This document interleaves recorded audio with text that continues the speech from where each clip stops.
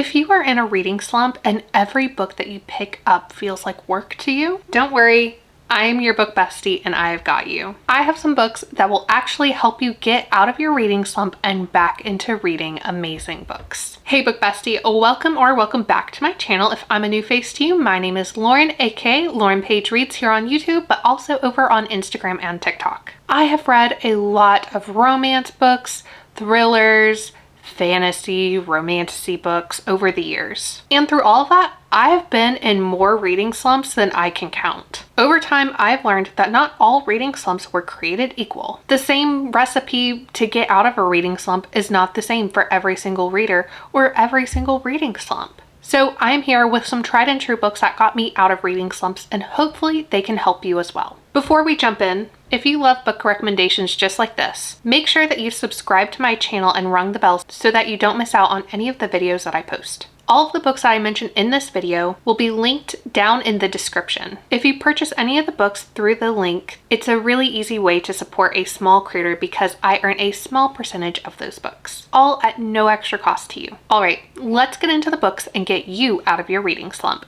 I am breaking these recommendations down by what type of slump you are in, because sometimes you don't need a better book, you just need the right book. If you are looking for an easy, sweet, and low-effort read, I'm going to suggest that you start with When in Rome by Sarah Adams. The books in this series follow the Walker siblings who live in a small Kentucky town, each finding love in very charming, low-stress ways. They're sweet, funny, and incredibly easy to read. The chapters are short, the banter is on point, and they don't ask much of you emotionally. If your brain feels tired and you want something that will just keep you smiling and laughing, then this series is a great choice. If you are looking for a book that has short chapters and will have constant momentum, I think you should read The Missing Half by Ashley Flowers. This book follows two women whose lives are connected by the unsolved disappearances of their sisters. They team up to uncover what really happened to them. This book is under 300 pages. The chapters are extremely short, and almost all of the chapters end on a cliffhanger. So it's a type of book where you will keep saying, just one more chapter, and suddenly you'll look up and you are halfway through the book and it is 1 a.m. So if you need a book that will pull you forward and make you want to keep reading, this one will do just that. If you need a book that will help you fall back in love with reading, I'm going to suggest you read The 7-Year Slip by Ashley Poston. And this one is super personal to me. This story features a woman who discovers that her late aunt's apartment exists on two timelines, both 7 years apart. And she unexpectedly falls for the man who happens to be living in the past. When I was in a mini reading slump last year, like in February, this is the book that got me back into reading and excited about it again, which is pretty important seeing as I like being a booktuber. This book is emotional, romantic, with just a hint of magic. It reminded me why reading is so special. If you are watching this because you are in a reading slump, leave me a comment and let me know what kind you are in or what book put you in that slump. If you're just watching this because you want to have some books to pull you out of a slump after you get into one, let me know what kind of books help get you out of a reading slump. If your reading slump comes from burnout and you need something that is cozy, low stakes, and will allow you to escape away, I think you should read The Spell Shop by Sarah Beth Durst. This book follows a librarian who flees a magical revolution and opens a cozy little spell shop on a small island, along with her talking plant. This book will feel like a break for your brain. It's whimsical, cozy, and gentle, with very comforting vibes. So if you're wanting a book that feels like a warm hug rather than a challenge, this will be the perfect fit. To my romantasy reader who feels completely overwhelmed by the intense world building or just the really complicated lore that comes with these great romantasy books, I'm going to suggest that you read A Dawn of Onyx by Kate Golden and the other two books in this trilogy. It follows a young woman who is taken prisoner in a dangerous kingdom who discovers that she has a rare magical ability while forming a complicated relationship with a fellow prisoner. This is a great pick if you love romantasy books and you want that magic and romance and just not that overwhelming feeling that often comes when you pick up a 400 to 700 page book. Callie Hart. These books are very readable and easy to sink into, which is exactly what you want during a slump. If you want chaotic and fun, I think you should read The Paradise Problem by Christina Lauren. This one follows a fake marriage that is an actual marriage, but it technically shouldn't be around anymore, between two people who get pulled into a wealthy, messy family situation that quickly spirals. I'm including this book because I absolutely loved it. Full disclosure, it's either going to get you out of a reading slump or it is going to put you in it. So read this one with caution. And sometimes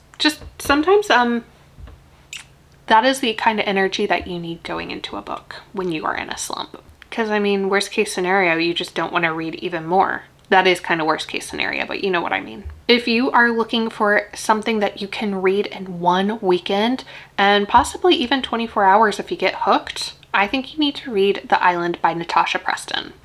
I've talked about it before here, but I love Natasha Preston.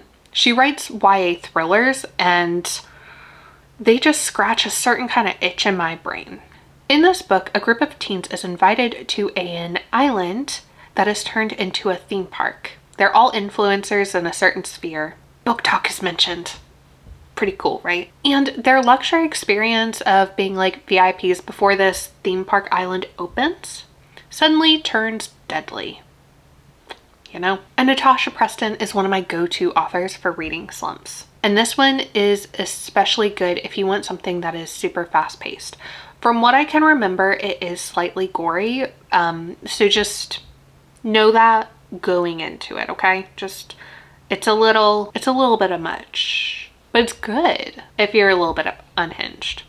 And you can fly through it in just one weekend if you wanted to. Sometimes you don't need a specific trope or a specific genre. You just need a book that is going to hook you from like chapter 1, possibly even page 1. And First Lie Wins does exactly that. It follows a woman who has been living under a false identity and gets pulled into a dangerous con that threatens to expose everything. The book is twisty, engaging, and keeps you invested the entire time, which makes it great for a reading slump. And I would even recommend doing this one in an immersive read where you listen to the audiobook and read the physical book at the same time. Seriously, the narrators were great. Another book that I really enjoyed because it was so fun, and there's potential for an author binge if you feel like that might help pull you out of your reading slump, because let's be honest, sometimes I just will. I recommend reading Attached at the Hip by Christine Riccio. This book follows a young woman who happens to be an influencer and goes on a dating show that she thought was more like Survivor. And with these wild circumstances, she is now forced to confront her past because she is literally tied to the guy that she had a crush on in high school. This one is super fun and entertaining, mixing reality TV with reading, which like I always really love, because I like reality TV, but it has more depth than you might expect. It's also the kind of book where you go, I hadn't read any Christine Riccio.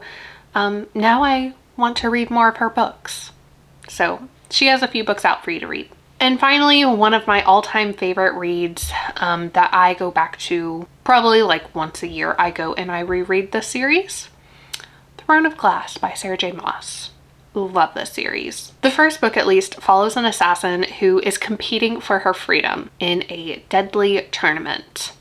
Isn't that like the setup for almost every Romantasy book? There's a deadly tournament. You know, I wonder who's gonna win. Side note, I don't think I've ever read a book that has that premise and the person does not win the deadly tournament. Is there a Romantasy book out there along the same lines where the person does not survive and has to do the loser? Like, anyways, in this book, in Throne of Glass, so she's in the deadly tournament, has to compete for her freedom, and over, you know, the course of the tournament, the problems turn into something a lot bigger. Like, I mean, a lot. Because this series is 7 books long, 8 if you count Tower of Dawn, I think. So if part of your reading slump is feeling disconnected from reading as a hobby, like sometimes it's hard for me to remember that it's a hobby, starting a long immersive book series like Throne of Glass can help to completely reset you, because once you are in, you are all in.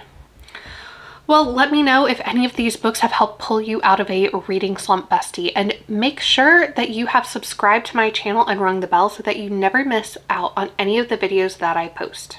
I post a new video for you to enjoy each and every week. With that, book bestie, I will see you in the next one. Happy reading!